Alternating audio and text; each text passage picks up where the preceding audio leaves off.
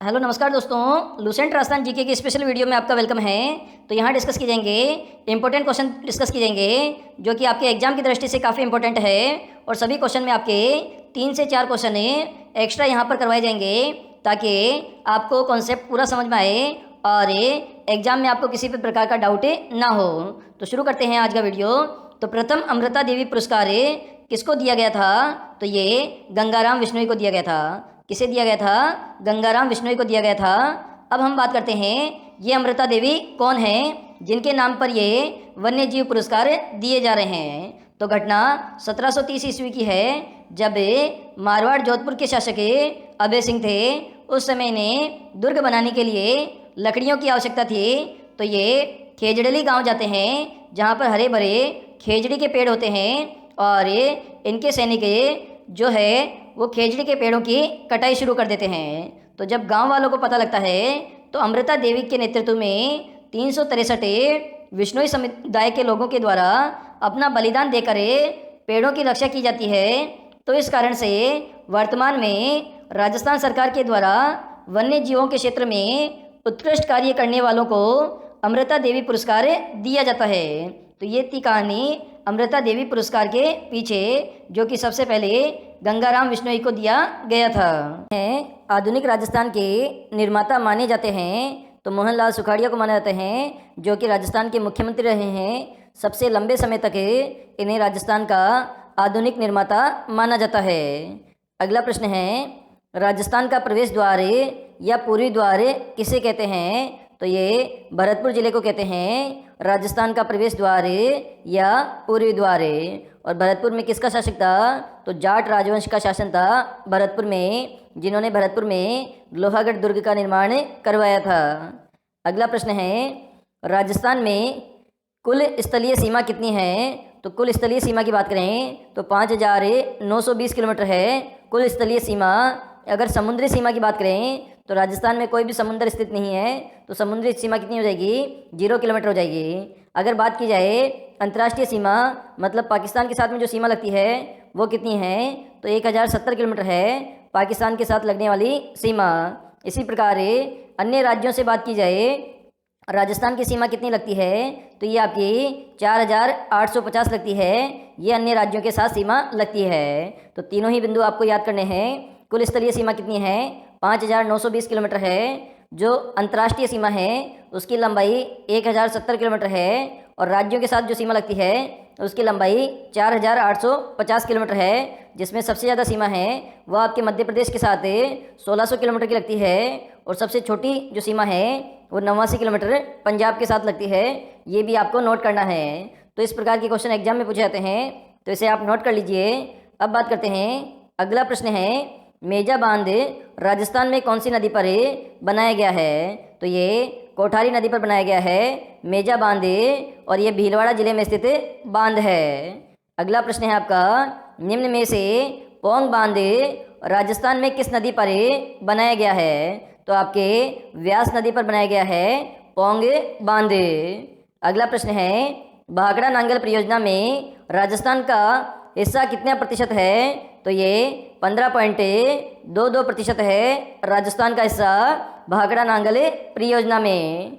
अगला प्रश्न है, निम्न में से राजस्थान राज्य में मिट्टी से बना बांध कौन सा है? तो इसका नाम पांचना बांध है, क्योंकि इसमें 5 नदियों का जल आकर गिरता है, इसलिए इसका नाम पांचना बांध रखा गया है। और ये करौली में स्थित है।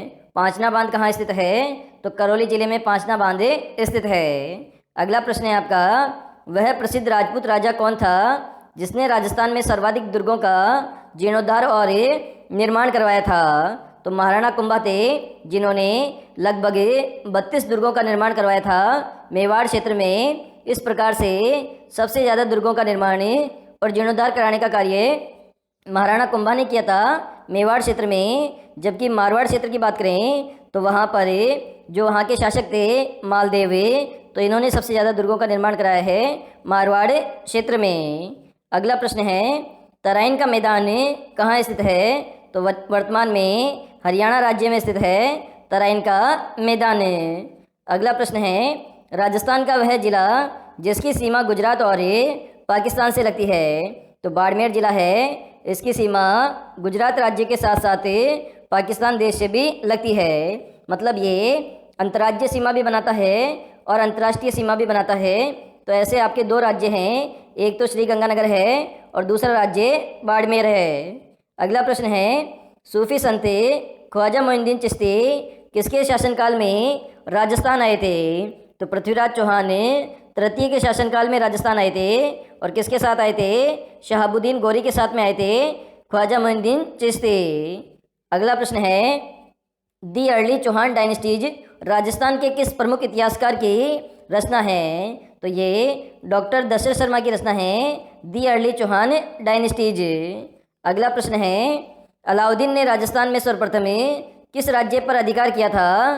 तो सबसे पहले रणथंभौर राज्य पर अधिकार किया था, क्योंकि यहाँ के जो महाराणा थे हमीर देव चौहान, इन्होंने जो अलाउद्दीन खिलजी था उसके जो शासक था, उसके जो लोग थे उनको यहाँ पर शरण दी थी हमीर देव ने। इस कारण से अलाउद्दीन खिलजी ने रणथंभौर पर आक्रमण किया और इसमें हमीर देव चौहान की पराजय हुई और अलाउद्दीन खिलजी ने सबसे पहले रणथंभौर दुर्ग पर अधिकार कर लिया। अगला प्रश्न है, बैराट राजस्थान के किस जिले में स्थित है? तो ये जयपुर जिले में स्थित है, बैराट सभ्यता, जहाँ से बौद्ध धर्म के प्रमाण मिले हैं। अगला प्रश्न है, बीजक की पहाड़ी, भीम जी की डूंगरी, महादेव जी की डूंगरी राजस्थान के किस जिले में स्थित है? तो ये सभी जयपुर जिले में स्थित है, बीजक की पहाड़ी, भीम जी की डूंगरी और महादेव जी की डूंगरी। अगला प्रश्न है, राजस्थान में जो सबसे प्राचीन सिक्के प्राप्त हुए वे क्या कहलाते हैं? तो इन्हें क्या कहते हैं? तो इन्हें आहत मुद्राएं कहते हैं, प्राचीन सिक्के जो राजस्थान से प्राप्त हुए हैं। अगला प्रश्न है, राजस्थान का प्राचीनतम शिलालेख कौन सा है? तो ये बड़ली का शिलालेख है, जो कि प्राचीनतम शिलालेख है राजस्थान का। अगला प्रश्न है, गणेश्वर सभ्यता का संबंध किस नदी से है? तो कांतली नदी से संबंध है गणेश्वर सभ्यता का, जिसे ताम्रयुगीन सभ्यताओं की जननी कहते हैं गणेश्वर सभ्यता को। और ये कांतली नदी के किनारे विकसित हुई है और ये कहाँ पर स्थित है? सीकर में स्थित सभ्यता है। अगला प्रश्न है, एक घर में एक साथ 6 चूल्हे किस पुरास्थल से प्राप्त हुए हैं? तो ये आहड़ पुरास्थल से प्राप्त हुए हैं, एक घर में एक साथ 6 चूल्हे। अगला प्रश्न है, क्षेत्रफल की दृष्टि से राजस्थान का देश में स्थान है? तो पहला स्थान है क्षेत्रफल की दृष्टि से राजस्थान का, और इसमें लगभग 10.41% हिस्सा पूरे देश का क्षेत्रफल राजस्थान में है, 10.41%। अगला प्रश्न है आपका, कालीबंगा सभ्यता के लोग किस लिपि का प्रयोग करते थे? तो ये सैंधव लिपि का प्रयोग करते थे कालीबंगा सभ्यता के लोग। अगला प्रश्न है, अशोककालीन गोल बौद्ध मंदिर और स्तूप कहाँ प्राप्त हुए हैं? तो ये बीजक की पहाड़ी जयपुर से प्राप्त हुए हैं, गोल बौद्ध मंदिर और स्तूप। अगला प्रश्न है, कालीबंगा राजस्थान के किस जिले में स्थित है? तो ये हनुमानगढ़ जिले में स्थित है। कालीबंगा सभ्यता जो कौन सी नदी के किनारे विकसित हुई है? ये आपके घग्गर नदी के किनारे विकसित हुई है। और कालीबंगा का अर्थ क्या होता है? काली चूड़ियाँ होता है। क्या होता है? काली चूड़ियाँ होता है कालीबंगा का अर्थ। अगला प्रश्न है, पुरा अवशेषों के संरक्षण हेतु संग्रहालय की स्थापना कहाँ की गई है? तो कालीबंगा के अंदर की गई है संग्रहालय की स्थापना, जो पुरातात्विक अवशेष है उनके संग्रहण हेतु।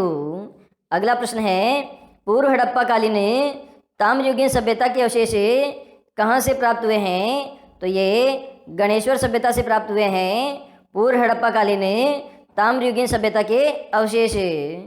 अगला प्रश्न है, लोहा इस्क से लोहा बनाने की प्राचीनतम भट्टियाँ कहाँ मिली है? तो सुनारी टोंक से मिली है प्राचीनतम भट्टियाँ लोहा इस्क से लोहा बनाने की।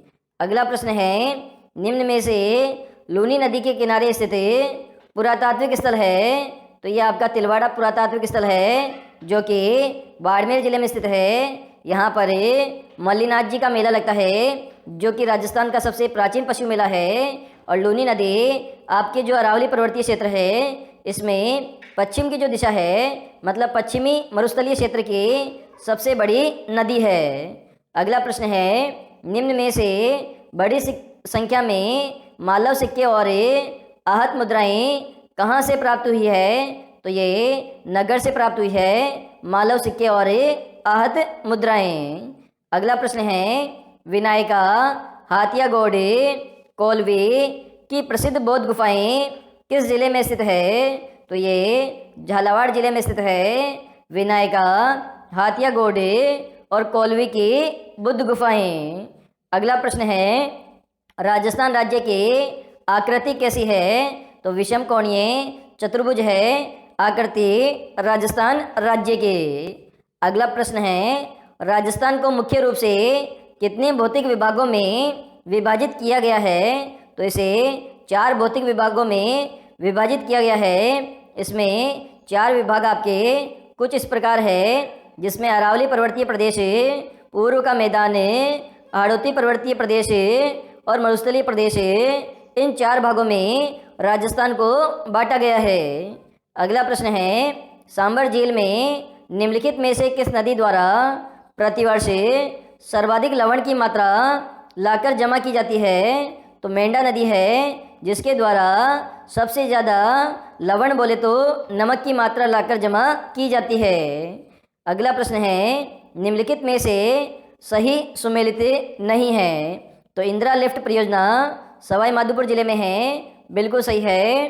भीम जाखम परियोजना प्रतापगढ़ जिले में है, बिल्कुल सही है। सावन भादो परियोजना कोटा जिले में स्थित है, बिल्कुल सही है। जबकि सावन भादो कढ़ैया वो कहाँ स्थित है?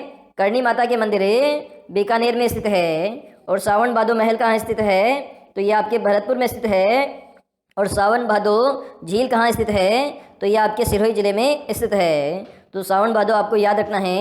इसके अलावा भीम सागर परियोजना 12 जिले में स्थित है, ये ऑप्शन आपका गलत है। अगला प्रश्न है, क्षेत्रफल की दृष्टि से राजस्थान में सबसे छोटा कृषि जलवायु खंड कौन सा है? तो आर्द्र दक्षिणी पूर्वी मैदान है, जिसे हमें हाड़ौती प्रदेश कहते हैं, ये सबसे छोटा कृषि जलवायु खंड है। अगला प्रश्न है, कोपेन ने राजस्थान की जलवायु का वर्गीकरण किस आधार पर किया है? तो वनस्पति के आधार पर किया है। किस आधार पर किया है? वनस्पति के आधार पर किया है। और इसमें AW, BWSW, BSSW और CWG, इन 4 भागों में कोपेन ने राजस्थान की जलवायु का वर्गीकरण किया है वनस्पति के आधार पर। अगला प्रश्न है, औरंगजेब ने किसके मर जाने पर कहा अर्ज कुर्फ का दरवाज़ा टूट गया है? तो जो मारवाड़ के शासक थे जसवंत सिंह, उनके मर जाने पर कहा था कि आज कुर्फ का दरवाज़ा टूट गया है। अगला प्रश्न है, स्वतंत्रता के पश्चात राजस्थान के पहले और एकमात्र प्रधानमंत्री बनाए गए थे? तो ये हीरालाल शास्त्री को बनाया गया था, पहला और एकमात्र प्रधानमंत्री। अगला प्रश्न है, स्वतंत्रता के समय राजस्थान में कितने ठिकाने और रियासतें और केंद्र शासित प्रदेश थे?